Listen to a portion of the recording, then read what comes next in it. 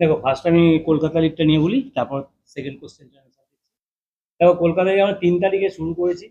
Almost 40+ days আমাদের practice হয়ে গেছে। আমরা প্রথম জানতাম যে 29 তারিখ খেলা হবে, 29শে জুন। সেটা পেছোতে পেছোতে পেছোতে এখন জুলাই থার্ড উইক এসে ঠেকেছে। স্টিল নাও আমি জানি না আমার নেক্সট ম্যাচ কবে। এতে কি হয়, এদের প্লেয়ারদের তো মোটিভেশন নষ্ট হয়। আমি ওদের কত প্র্যাকটিস করবো, ওরা পড়াশোনা করছে, পরীক্ষা দিতে পারছে না। সেক্ষেত্রে টিমের মোটিভেশন ধরে রাখা খুব শক্ত। তারপর দেখো, ডুরান্ড ঢুকছে। ডুরান্ডের পর দেখো আজকেই আমার 8টা প্লেয়ার লিগের থেকে এখানে চলে এসেছে। আর লিগটা যদি ঠিক সময় শুরু হতো, 4-5টা খেলা হয়ে গেলে আমরা ভালো জায়গা থাকলে সেরকম বুঝে আমরা তখন রোটেশন করতে পারতাম। এটা একটা বিগ প্রবলেম। আর সেকেন্ড হচ্ছে যে আমরা 29 তারিখ যখন বলেছে আমাদের শুরু হবে, সেক্ষেত্রে যদি শুরু করতো তাহলে আমাদের ভালো হতো। 25-29 করে আমাদের ডেটটা আস্তে আস্তে পিছিয়েছে। এটা যদি সেই সময় শুরু হতো তাহলে আমাদের এই প্রবলেমটা হতো না। আর এছাড়া দেখো, আমরা প্র্যাকটিস চালিয়ে গেছি, আমাদের প্র্যাকটিসের অসুবিধা নেই। কিন্তু এমন অনেক টিম আছে যারা মাঝখানে প্র্যাকটিস শুরু করে ছোট টিমগুলো প্র্যাকটিস বন্ধ করে দিয়েছে। একটা স্টেট অ্যাসোসিয়েশন যদি একটা শিডিউল না দিতে পারে, সেটা সব টিমের পক্ষে, শুধু আমার নয়, যারা সব টিমের পক্ষেই একটা প্ল্যানিং করা মুশকিল। আর এখন তো মনে হচ্ছে আমার লেটে প্র্যাকটিস স্টার্ট করলে সব থেকে ভালো হতো, কারণ আমি 25 তারিখ ধরে এগিয়েছি। এখন লেটে প্র্যাকটিস যারা স্টার্ট করেছে, এখন অ্যাডভান্টেজটা তাদের পক্ষে সুবিধা হয়ে যাচ্ছে না। একটা স্টেটাইজেশনের একটা শিডিউল দিলে ভালো হয়, মানে দিলে আমাদের পক্ষে সুবিধা হয় এবং প্লেয়াররাও মোটিভেটেড হয়। প্লেয়ারদের মোটিভেট করতে আমার এখন বেশি সময় নষ্ট করতে হচ্ছে না। এখনো কিছু আমাদের স্টিল নাও, এখনো কোনো খবর নেই। মানে কবে খেলা আমি জানি না। হ্যাঁ,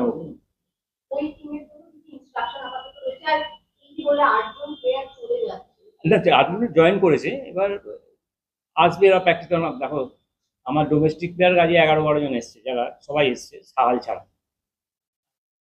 10-11 জন নিয়ে একটা ফুটবল প্র্যাকটিস করতে পারে না। অনেক কিছু সিস্টেম থাকে বা একটা প্ল্যানিং থাকে, সেরকমভাবে আমাদের এগোতে হয়। সেই জন্য আমার রিজার্ভ টিম থেকে আমার প্লেয়ারদের নিয়ে আসতে হয়েছে, যেহেতু আপনারা দেখতেই পাবেন। এই তো। আর কোচের সাথে ইনস্ট্রাকশন, কোচের সাথে আমার কথা হয়েছে, বাট কোচের সাথে কি আলোচনা হয়েছে সেটা তো আমার মনে হয় এখানে বলাটা ঠিক হবে না। আর ওনার সাথে কথা হয়েছে, সেরকম ভাবেই আমরা কথা বলি, সবাই মিলে একসাথে এগোচ্ছি। মানে সেরকম ভাবে শুরু করছি পার্টটা।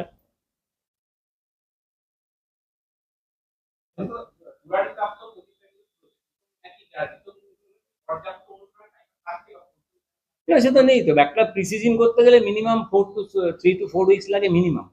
সেই প্রিসিজনের সময়টাই তো নেই এখন। যারা খেলবে তারা কেউ তৈরি হয়ে খেলবে না। যে টিমে ইন্ডিভিজুয়াল ব্রিলিয়ান্স আছে, যে ভালো খেলবে, সে হয়তো ম্যাচ বার করে নিচ্ছে।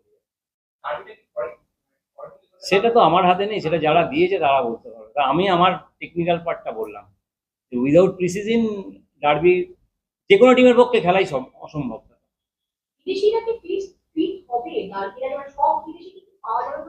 বিদেশিদের ব্যাপারটা আমি ঠিক জানি না, তারা এটা তারা প্রফেশন। আর বা 15। দেখো, প্রফেশনাল প্লেয়ার ওরা নিজেরা একটা জায়গায় লেভেল মেনটেন করেই থাকে সবসময়।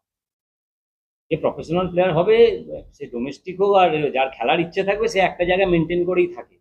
এবার সে এলে বুঝতে পারবো সে কতটা কি আছে না আছে। এখান থেকে বসে এখনই বলে সম্ভব না। বলো, বলো। ওরা ডুরান্ট খেলবে না। সিএফএল এর কথাই আমি ইন্ডিভিজুয়াল ব্রিলিয়ান্সটা বলি। সিএফএল আমার প্র্যাকটিস হয়েছে। ইন্ডিভিজুয়াল ব্রিলিয়ান্সের কথা যেটা বললাম, সেটা ডার্বি ডার্বি প্রসঙ্গ। নতুন যারা সিএফএল এসছে তারা আসুক, তারা তো পরীক্ষাই দেয়নি। পরীক্ষাটা দিক, তবে তারা ভালো বলেই মোহনবাগান টিমে এসছে। তারা পরীক্ষাটা না দিলে আমি কি করে বলবো? পরীক্ষা দিলে রেজাল্ট তো আপনারা দেবেন। Thank you. করো।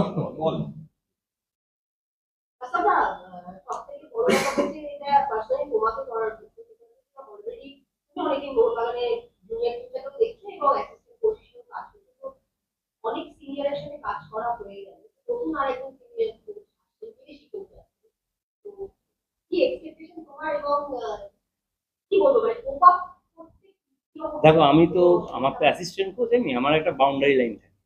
এখন আমার তো একটা বাউন্ডারি লাইন থাকে, সেই লাইনটা তো আমি ক্রস করতে পারি না। এখন উনি আসবেন, উনি আমাকে যে ক্রাইটেরিয়া দেবেন, যে কাজ দেবেন, সেইটা আমি কতটা করতে পারছি তার উপর ওনার সঙ্গে আমার বন্ডিং তৈরি হবে। সেটা তো উনি না এলে আমি এখন বসে বলতে পারবো না, কারণ ওনার সাথে তো আমার আগে পরিচয় ছিল না।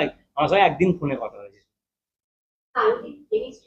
কেমিস্ট্রিটা আসুক হ্যাঁ, দেখো বন্ডিংটা তৈরি হয় উনি যে কাজটা দিচ্ছেন সেটা আমি পাচ্ছি কিনা, ওনাকে দিয়ে আমার কাজটা হচ্ছে কিনা।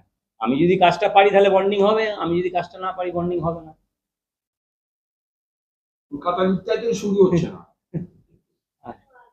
এখন তো বাস্তব যা বলছে যে যেরকম যেটা হচ্ছে যে যারা যারা দেরিতে প্র্যাকটিস শুরু করছে তাদের তো ভালো হয়েছে তাদের সুবিধা আমার পারফরমেন্স এখন ম্যাচ আমি প্র্যাকটিস ম্যাচ খেলতে কোন টিম নিয়ে না, এখনো আমার কোনো সেরকম কিছু প্ল্যান করিনি।